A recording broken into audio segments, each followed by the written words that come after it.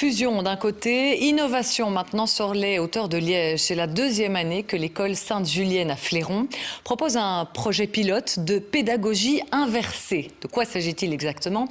Eh bien en fait, la théorie se fait maintenant à la maison via des vidéos à télécharger. En classe, on privilégie la mise en pratique. Vincent Jamoul avec David Muller. Donc les précipitations, c'est toujours en millimètres. C'est sur l'axe de gauche dans ce cas-ci. La pédagogie inversée, ça commence à la maison, dans la rue, voire même dans la cour de récréation.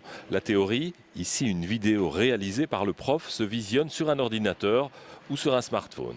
Parfois, le prof il parle très vite et on ne comprend pas tout ce qu'il dit. Là, on peut faire pause, revoir en arrière et c'est mieux. En classe, le prof vérifie que l'information de la vidéo a bien été acquise, puis il développe et propose des exercices. Vous avez repéré plus ou moins dans quel continent on arrivait?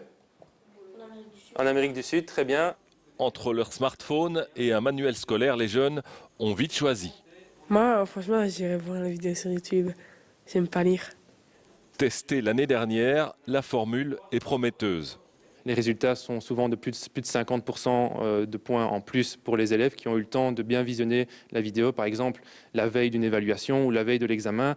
Sur la plateforme virtuelle du cours, les élèves peuvent échanger des infos, des liens vers d'autres vidéos. Avec les codes d'accès personnalisés, le professeur sait exactement quel élève s'est connecté et combien de temps. Les moins ordonnés y trouveront leur compte. Quand on perd une feuille de théorie qu'on a besoin vraiment, on voit la vidéo et puis c'est plus pratique.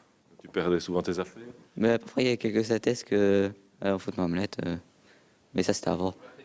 Quant au contrôle, ils se font toujours par écrit, mais une partie d'entre eux pourrait à l'avenir être organisée en ligne.